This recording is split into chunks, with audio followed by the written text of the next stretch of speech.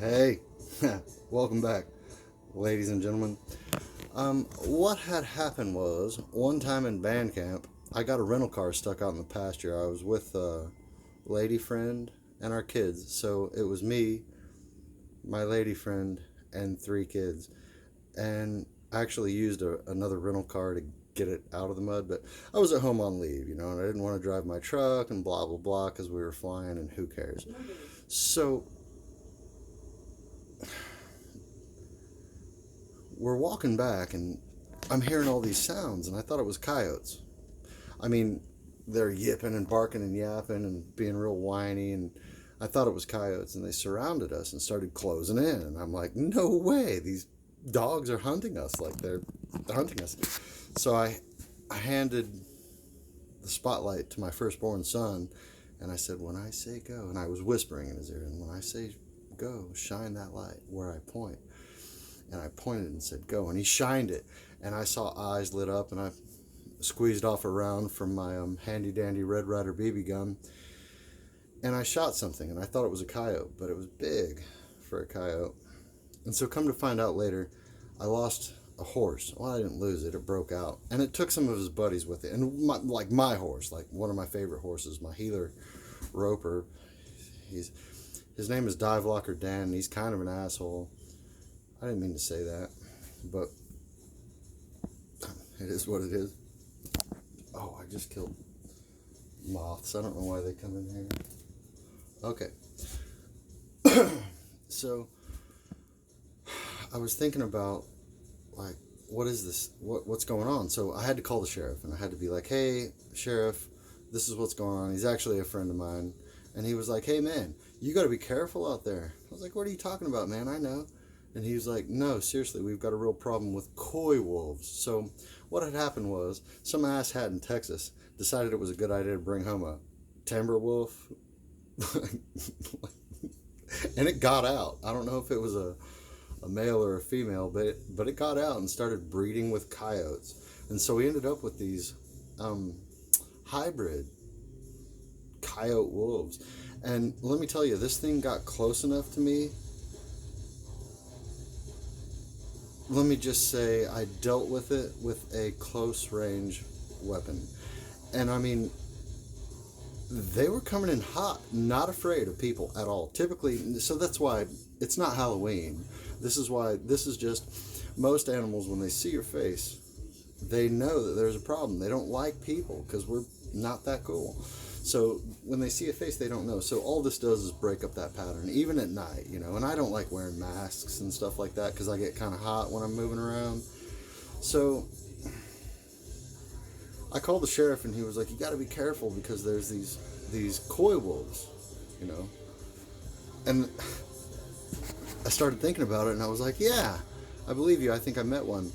And so I went and I got my horses back, and I came back. And then, like, literally the next week, I saw one. It was injured, and this was wicked. And this is, I guess, sensitive content now because I saw this big, I mean, it was the size of a German Shepherd, but its bottom jaw was missing. It was like, for some reason, the pack rejected it, but they sent it off alive with a life-threatening, debilitating injury. I mean, that dog can't eat anymore.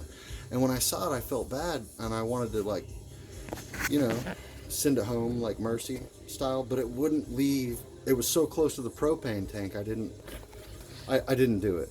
So it ended up, I saw it, I went in, and I got back. Well, anyways, so the coyotes have been getting on my neighbor's porch, and she calls me one night, and she's like, oh my God, they're eating the dog food, and they're fighting cats and killing stuff. And I was like, okay, I'll be right over. That constitutes an emergency in my mind, because, I mean, your livestock is your livelihood. I mean, that counts as an emergency in my book.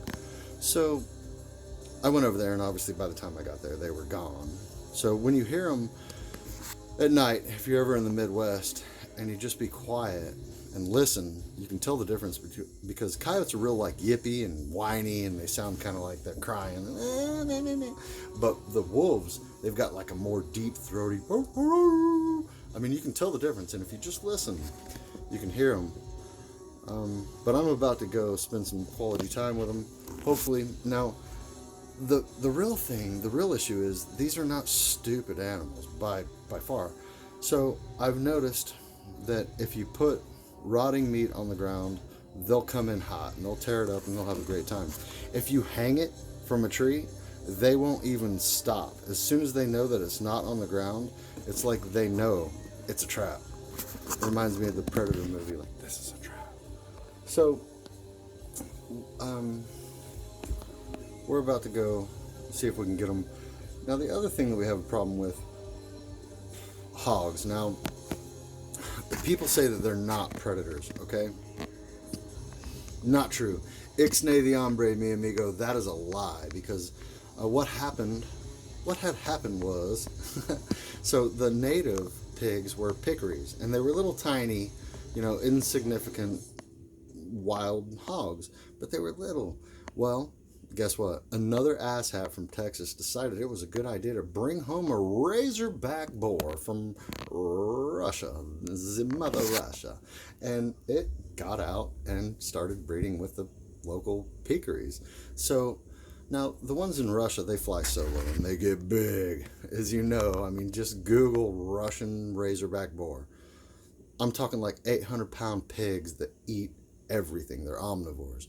So they bred with the peccaries. And so now what we have is these peccary razorback hybrids. I don't know what they're called. We just call them wild hogs, and we kill as many as humanly possible. And I don't even really like eating them. I'll cut the back straps off and make some chili, mix it in with some venison or something. But so even the hybrids get like really big. But the problem with it is the peccaries, when they attack, it was not just one of them. If one of them attacks, it's like a mob mentality. They all go into attack mode and they all attack wildly.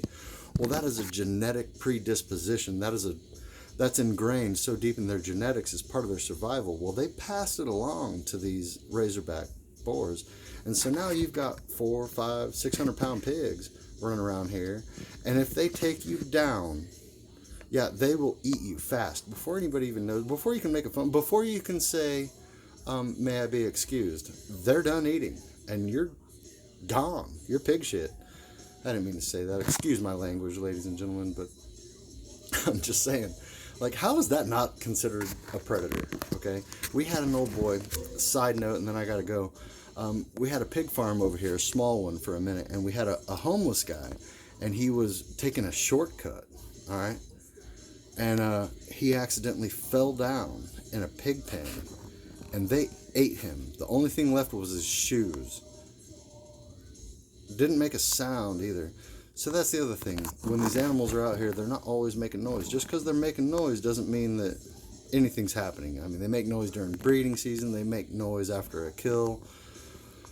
So just because it's quiet doesn't mean there's nothing there. So those of you, my hunter friends, who have spent a lot of time in tree stands, you know what I'm talking about. You can sense the energy of the things around you, and everyone else can too. I mean, you've got the ability to do it. You don't necessarily need your ears and your eyes to know something's there.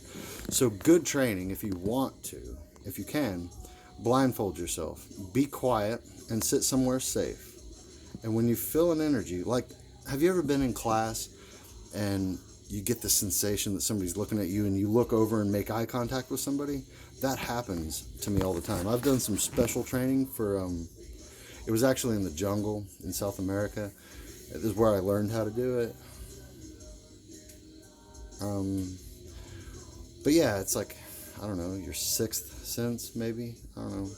But if you spend some quiet time, you don't need a blindfold. Just close your eyes and just be quiet. You'd be amazed what you can learn, what you can see, what you can feel. I actually walked around in a dangerous rainforest, like eyes closed, until I would sense something to train myself how to do it. And the next morning, I went out in the daylight and did it, and I could sense, like, I don't even want to talk about it. It sounds unreal. It's like too bizarre. It's too crazy, and I don't even know why. It's hard to believe, because we sense energies. Yeah, we sense energies with people, Like, I know you guys have met someone and been like, yeah, we're not going to be friends. We're not going to get along. I'm going to be friendly and pretend to be, polite and cordial and blah, blah, blah. But yeah, we're not going to, like, I'm not coming over to your house for dinner ever. So, I mean, it's kind of the same thing, but on a lower level. Like, the energy is still there. So, if you can sense it, you can see it, and I mean, it's kind of fun. You'd be amazed what you can learn in a tree stand. Ladies and gentlemen, I haven't forgotten about you, Tammy B. Ryan. We'll do the distiller. I don't... Distiller it. Harvest Moon. Haven't forgotten about you guys. Love you, mean it. Enjoy the rest of your weekend. God bless. Love you, mean it. Stay salty. Oh, the magic happens here.